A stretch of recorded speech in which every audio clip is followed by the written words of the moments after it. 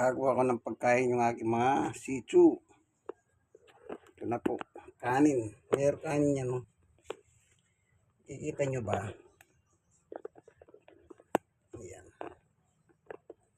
May kanin. No? Tapos yan. Yung atay, balog-baloran, picho ng manok. Yan. Pinakulo. Ganito lang ang gagawin natin. Mix together. Para malasa yung kanin. Ito.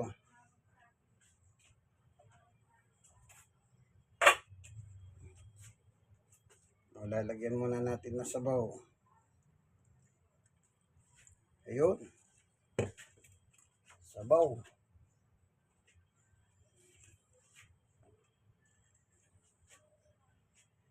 Tapos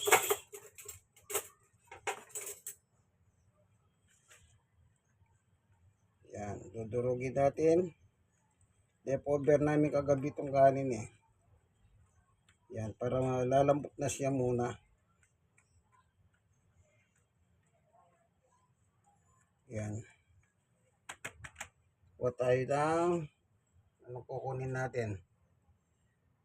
Yan. Picho ng manok.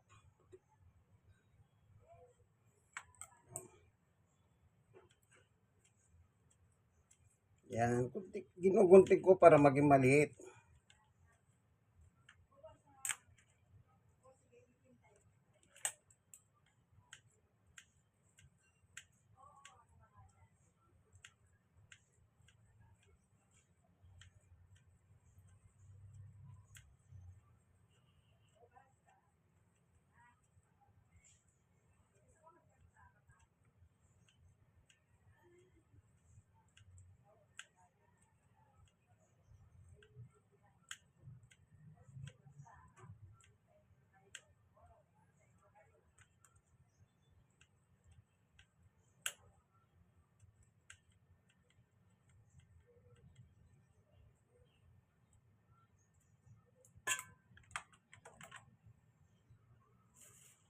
Yan. Picho ng manok. Balon-balunan ng manok.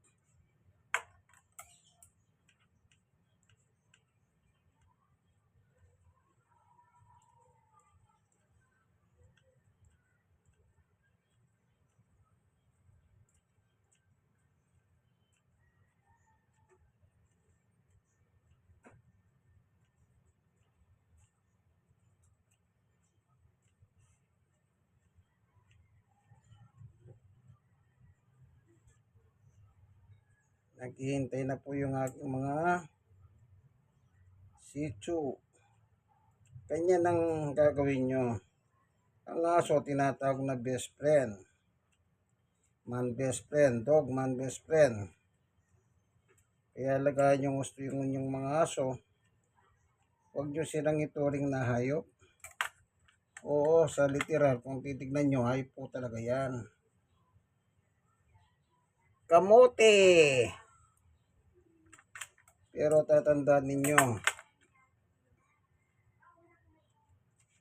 Ayan, imamas lang natin yung kamote. No, ayan. Sunod. Atay. Atay.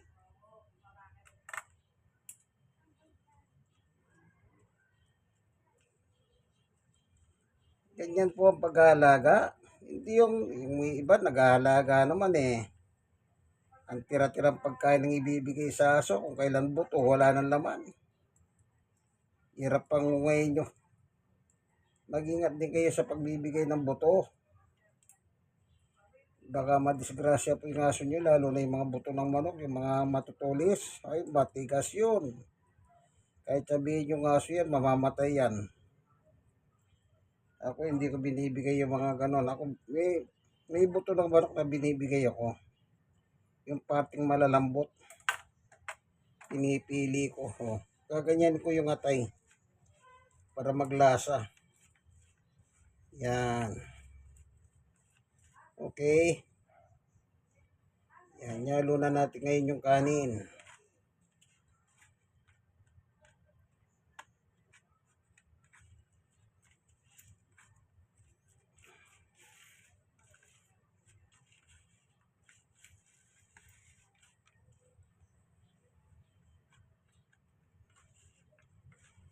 Yan, o.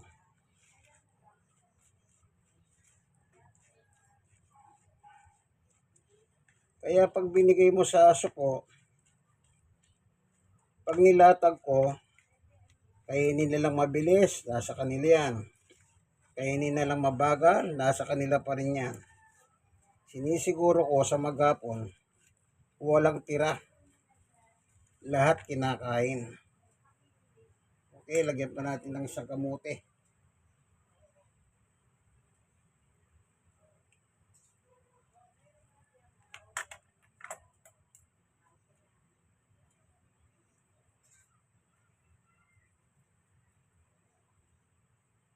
Medyo matigas sa kamuting ito.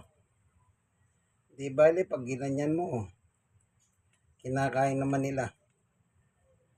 Kumisan po, ano naman nilalagay sa yote o kaya kalabasa.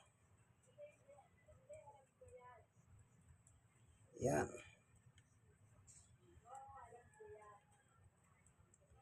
Maliliit lang naman ang tiyan ng mga sitsu eh.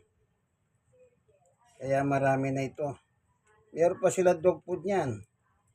Pag naglalatag ako ng pagkain ng ganito, yung may kanin at ay balon-balunan, nilalatagan ko sila at the same time ng dog food. Kumisan biskwit. Meron silang mga biskwit na gusto-gusto. Kaya yun ang binibili. Yung pita, gusto nila yung pita. Tsaka Magic Flex. Yan. Binibigyan ko din sila ng ganon. Sama-sama na, tabi-tabi lang.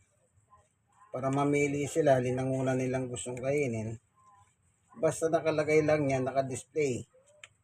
Para sa kanila yon. Anong mga oras sila gustong kainin, kinakain nila. Okay, nakita nyo naman ha. Sarap po. Ang kanilang dog food. Ngayon, ilalagay na natin dito. Yan.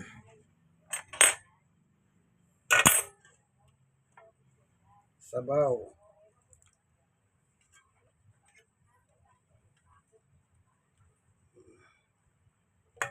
Lagay na natin dito sa takip ng kaldero.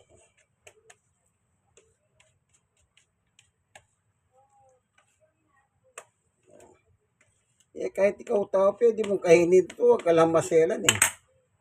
Napakasarap. Bagong luto yan. Kung minsan nga po yung kamote kinakain ko eh. Bakit? Bagong luto yung kamote. Ako naman nagluluto dyan eh. Malinis naman ang luto ko eh. Kahit ng mga aso yan, ang pagkain yan malinis. Sila pinakakain ng marumi.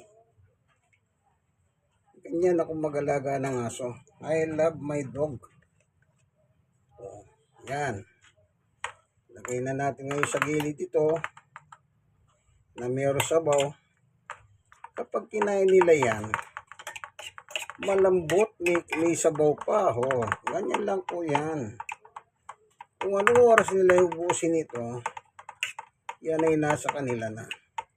Ang importante, mayroon silang pagkain na nakalagay sa kainan nila. Anytime na kumain sila. Yan, nakita nyo? Yan.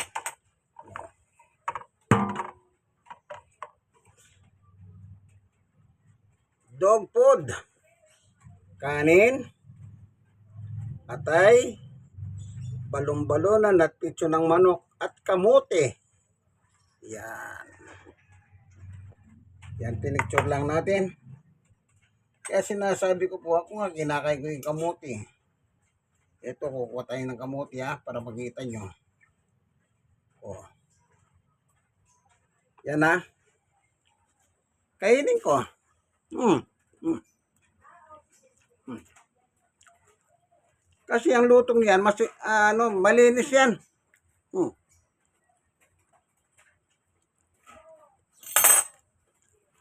Mm. Malinis yan. Mm. Pitso, atay, balon-balon, pinakuluan, tsaka kamuti. Mm. At walang masyadong taba. Bakit? Yung taba ng manok, tinatanggal ko. Tinatapon ko. Mm. Mm. Mm. Ah, masarap. Subukan nyo. Kaya ako payo ko po sa inyo. Kahit anong aso nyo, kahit askal pa, huwag nyo naman pakainin tira-tira. Maawa naman kayo sa aso. Man best friend yan eh. Oh, yung best friend mo, pakakainin mo tira-tira. Yung aso, bukod sa best friend, bodyguard mo pa yan. Bantay mo pa yan. Kaya dapat lali, kumpleto dapat. May mga vitamins, mga injection kung kailangan. Sige. Hanggang dito na lang ang video natin. Ito po inyong kaibigan kay Jesus, Brother Manny Bautista. Sa ako, Senyor, stroke nose at PWD. Pero sa awat tulong ng ating Panginoong Yesus, kayang-kaya pa ang magpakain ng 4 na sitso. God bless us all po. Bye-bye!